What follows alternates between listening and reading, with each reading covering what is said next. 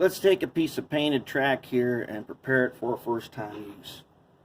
Alright, what I got here, this is a piece of AHM, happens to be yellow brass, 18-inch radius, snap track. I have painted it with Rust-Oleum dark brown flat camouflage, some paint I got at Walmart, camouflage paint. Alright, so take this as an example. I've been using that Rust-Oleum to do all my track. Later, because it's flat and it's also a primer, I can detail this track as much as I want to later. But for now, I washed this in dish soap, and I don't know if I polished the rails or not. I think I did polish the tarnish off the rails with some Brasso. Okay, so what do I want to do first? Well, the first thing I'm going to do is I'm going to take, remember this guy? Told you not to use him? Okay, this is the time that you use him. This copper shaft one, the one that rips apart all your stuff. Remember the one I told you not to clean wheels with, but you did it anyways and you ripped all the nickel plating off them? That's the one. I want to hit some spots here.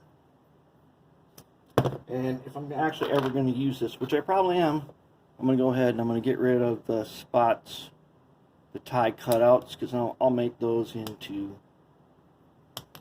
you know, I put ties under these where the joints are.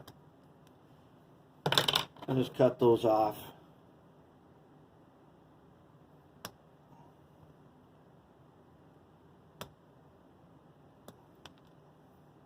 Okay. Now, first thing I'm going to do, I'm going to take this wire wheel brush on low, and actually the first thing I'm going to do, I'm going to put on a pair of glasses. That way I can see what I'm doing. As you can see here, I have not yet made an armored finger, but I'm working on it. As long as we got to be here at the workbench, we might as well make a cool one. We'll do that later. Alright, I want to hit the ends of these. I'm going to join them together. Yes, they're going to show. And when we are all done and track fully tested, we can detail them. Doesn't take much. If you let this paint cure overnight, it's way easier to sand off. Not that you can't do it 5 minutes after you put it on, because you can. It just tends to make a little mess.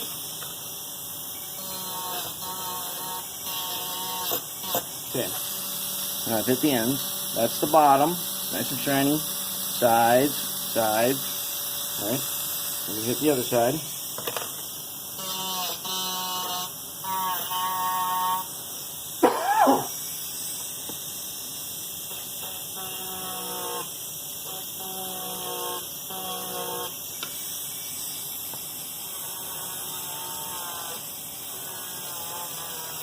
Okay.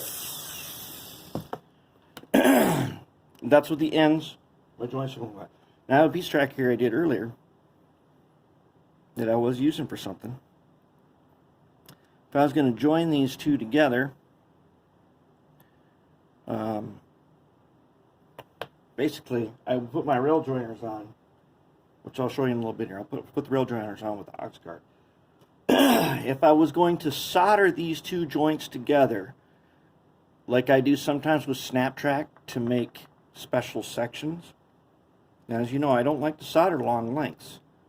I mean, you're getting over 2 feet. I don't like to have a bunch of joints in 2 feet, because changing of seasons, it wrecks your track. It's not reliable when you do that. And if you glue it down, let me tell you what happens when you get one change of season. Some of you already know out there, especially with Code 83, a change of season on Code 83. Code 83 has no physical strength. And it'll tear your layout apart. Unless you got guys who like to put construction adhesive down, and I know people who do that. They swear by it. Good luck changing your track plan later. Or, if you saw in that issue of Model Railroader, where they're like, okay, everybody's gone for a convention, now we can fix this broken switch. It literally took them 3 days to fix one switch. An operation that should take you 30 minutes if it's really, really bad. 3 days, because they glued it, naturally. Okay, so here we go. I got a flapper on here. This is a bunch of sandpaper. Call it a flapper wheel. I'm going to hit this rail. Yep, I'm going to hit the top of the rail with the flapper wheel.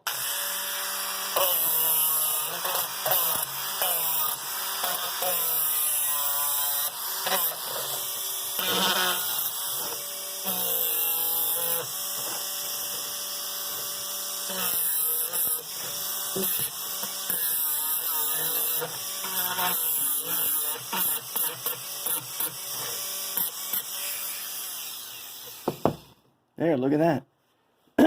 Now, of course, people are going to be, oh no, you scratched the top of the rail. Now it's going to not work. You ruined it. All the junk is ruined. Listen, yep, it has scratches in there. It has scratches that I can see. And now I'm going to take a piece of sandpaper just to make sure. There's a couple little spots in here. This is, I think this is 400. It's a little gritty. I'm going to scratch it some more. Actually, this kind of takes out this little to the top, just a bit of rounded flavor. But yep, I've got scratches in it. Oh my God, it must be ruined now. It's never going to work. It's going to tarnish. And yeah, if you don't protect it right away, you're right, it will tarnish. In fact, probably in an hour, it'll tarnish. That means oxidize. That means it'll already start to not work. So now we're going to take my stuff. Oxgard.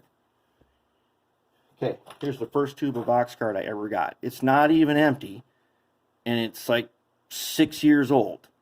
This track you see behind here, I put this down in 2014, cleaned it with sandpaper, put the Oxgard on. It has never been cleaned ever since, and it has never needed it. And it has every kind of piece of brass track and every kind of nickel silver in it. Okay, so I'm going to take just like that much. Okay, that's how much I got right there. The first thing I'm going to do is I'm going to hit my ends. These are joints that are going to be rail joined. You can, if you do this where you want to solder, your solder won't work. But assuming that I'm going to rail join one end of this, I'm going to do that. In fact, I'm just going to do it on both these. I don't know what I'm going to do with this track. So just in case, you can clean it off later. A little denatured alcohol. And then you're going to have to polish it again with a wire wheel. Alright, got the ends. This is the tricky part. This is the part that seems obvious. It really isn't, but it is. You're going to take the same amount. You get it on your finger. Now you're going to wipe the rail with your finger. Yeah, that seems like it's obvious, but it's not, because as you spread it thin, you're not really sure if it's on there. It should feel sticky to the touch. Should feel a little bit greasy. That's why one bottle lasts forever, because you don't use hardly any. And not only that, I used Oxgard. Everywhere I put in an outlet, I outlet the wires inside the outlet. I like to put a little Oxgard on them. Makes for a better connection. Power line guys do that on big connections too. Okay, now I have a sticky coating on top of here. And I don't care if that gets on wheels.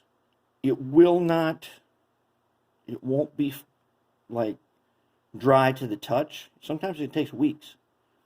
But it will ultimately, it will form a film like on these rails back here. Now when I run my finger across them, I can feel the film. It's like it's got traction to it. It'd be like rubbing your finger lightly across the surface of a rubber band that's not stretched. But that means it's got Oxgard on it.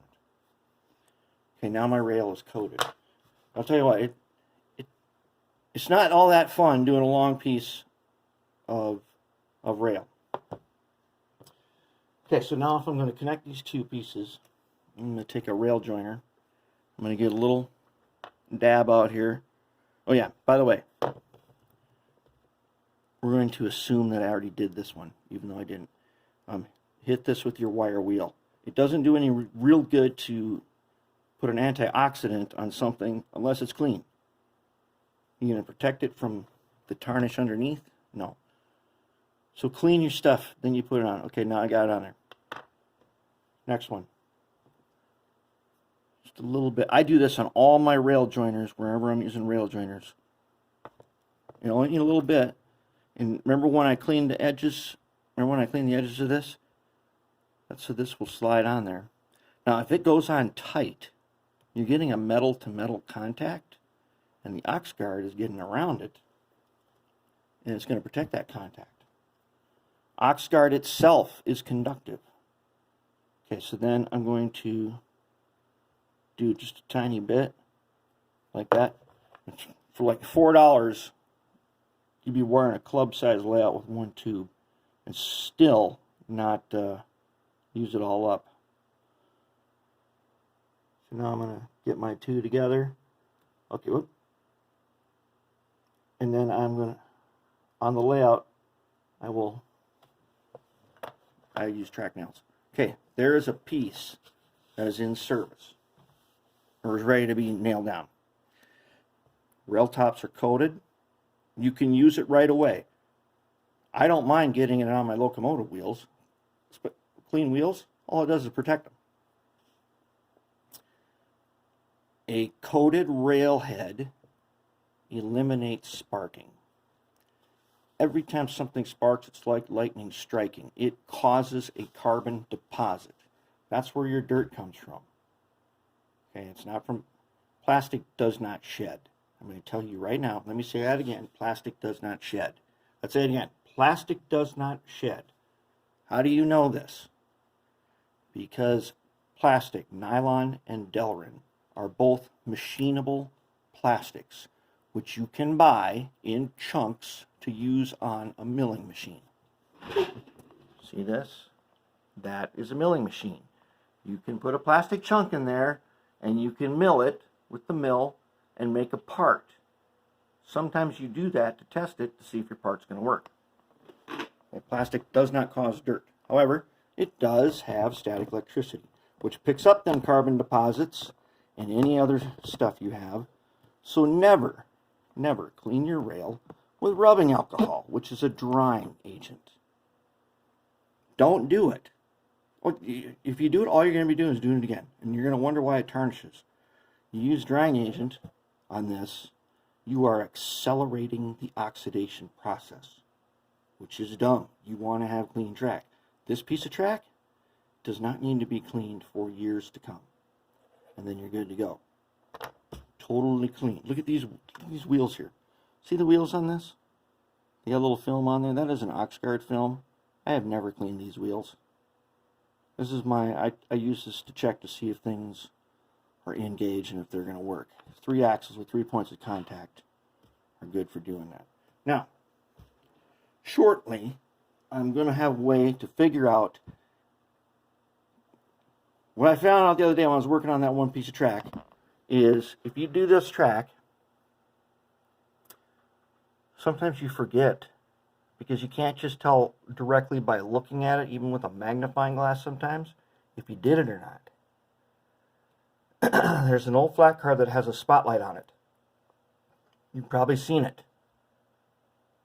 I'm going to rig that up so that it has one truck only that picks up electricity from... The only electricity will be picked up through one truck. So that way, wherever that truck is, there'll have to be power to light that light. That's how we're going to tell a track is dirty from now on. And then when it's time to clean it, we'll take this sandpaper, we will scrub the spot, and we will recoat it. And then we're good to go. And we'll use a light bulb truck car to test it. All right, hopefully that clears things up. We're going to be doing more of this later.